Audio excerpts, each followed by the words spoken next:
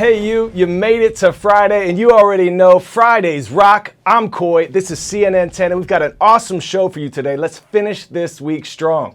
I have some good news to start your weekend. Many of you get an extra hour of sleep on Sunday, daylight saving time. But could this be the last year of it? Every year on the first Sunday in November at 2 a.m., many of us turn our clocks back an hour.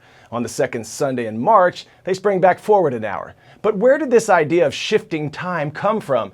And why is it so polarizing? Let's take 10 to break it all down. While Benjamin Franklin gets credit for the first mention of the idea, daylight saving time was first implemented in the US with the Standard Time Act of 1918, a wartime measure with the purpose of adding more daylight hours to conserve energy resources.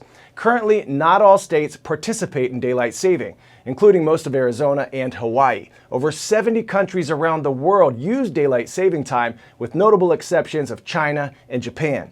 But earlier this year, the U.S. Senate passed a bill called the Sunshine Protection Act, which would make daylight saving time permanent year-round beginning in the fall of 2023. That bill is currently sitting in the House of Representatives. If passed there and then signed by the president, it would mean no more changing clocks in the U.S. There are, of course, arguments for and against the practice. We'll travel to the United Kingdom now to meet a small group of clockmakers who have a big job of making sure everything is working on time, especially when it comes to the time change. I love talking about clocks. I could talk about clocks all day. Not everyone wants to hear about them, but everyone wants to hear about the clocks at the Palace of Westminster. Whether it's Big Ben, whether it's just being interested in such a busy building, working on clocks, doing the time change, maintaining, it's something I take a lot of pride in. Ian Westworth and Alex Jeffrey are part of a small team of clockmakers at the Palace of Westminster in London. Twice a year, when the clocks spring forward or fall back across the United Kingdom, they have the responsibility of adjusting 2,000 timepieces before lawmakers return to work. There's 2,000 clocks on the parliamentary estate, there's 500 heritage clocks, there's 2 days, and it's our task to perform the GMT time change. Overnight, we changed Big Ben, the Great Clock of Westminster, and we put that back an hour just to make sure everybody who can now see the dials can actually tell the right time when they wake up on Sunday morning. So this is one of our heritage clocks. There's around 400 or 500 of them. And we're just going to bring the minute hand back to do the time change, being careful not to graze the dial. And it's in one of the committee rooms along committee corridor where a lot of important meetings happen. We have clocks here that predate this palace, and some that were designed specifically for this palace. We do actually come across clocks that we've never found before. It only happened the other week. An MP contacted us saying, I've got a clock in my office, it hasn't run for some time. And I'm thinking, I've been here 18 years and I've never been into your office. He said, that's probably why it hasn't worked. The time changes were put in initially as a mechanism, a practical mechanism to take advantage of daylight hours in the summer. So it's important, I think, to keep that tradition. In the United Kingdom, Winston Churchill championed the concept of daylight saving during the First World War before he became Prime Minister, believing that the country could save energy by stretching the hours of evening sunlight.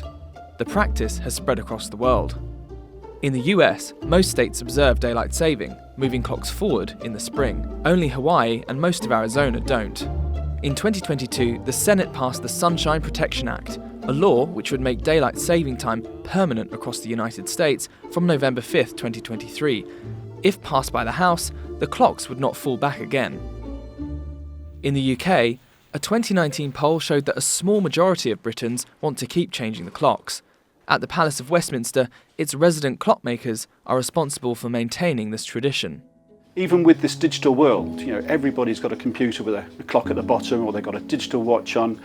But the MPs and the Lords or the staff who've actually got a ticking clock in their office, one of the first things they look at is the ticking clock and not the one on the wrist. Our job is to make sure that every day these clocks are working for them. The last clock of the day before doing Great Clock tonight. You know, there's a lot of ground to cover. I left my step count on last year and it was 55,000 steps. It's very time consuming, but it's very rewarding. You know, we can say to each other, well done guys, it's a job well done. And when people turn up for work on Monday, they're right on time.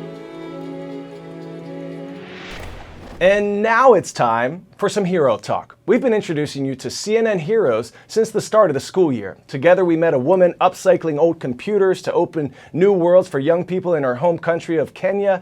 We met a teacher in New Jersey on a mission to hand out free books by the thousands.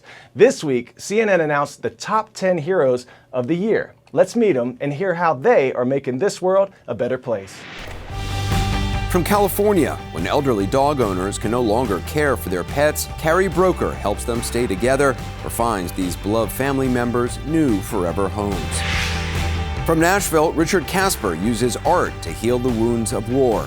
He's helping fellow veterans share their stories visually and vocally. Nellie Chaboy is bringing technology to young people in her native Kenya. Recycling old computers, she provides the tools and education for brighter futures. North Carolina innovator Nora Elcori Spencer is training women for well-paying careers in construction while also helping seniors age safely at home. From South Philadelphia, after spending 5 years in prison on drug charges, Tyreek Glasgow is now providing his neighborhood, long challenged by poverty and gun violence, with safety and opportunity. Alaska nurse Teresa Gray leads volunteer medics into global hotspots, delivering vital care and support to those in need. Maimouna Hussein Katan is helping refugees and immigrants transition to lives in the U.S. with critical resources and support, while also sharing their culture with the LA community. Aidan Riley brought together a nationwide network of young volunteers to tackle food waste and insecurity. They're rescuing tons of excess produce from farms to feed the hungry. From Chicago, Deborah Vine struggled to find support and resources when her son Jason was diagnosed with autism. Now she's providing services and education to African American families and first responders. And Atlanta's Bobby Wilson is feeding and healing his urban community by teaching thousands of people how to plant, grow, and prepare their own healthy food. 10-second trivia. American, Bridal Veil, and Horseshoe are features that combine to make what natural wonder? Great Barrier Reef, Niagara Falls, Grand Canyon, or Galapagos Islands?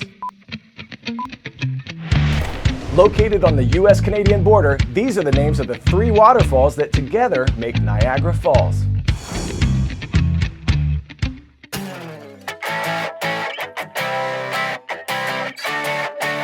We're giving this next story an A+, a gold star, and a 10 out of 10. Niagara Falls, one of the natural wonders of the world on the New York and Canadian border, draws visitors from every corner of the planet who come to see its majestic cascading water.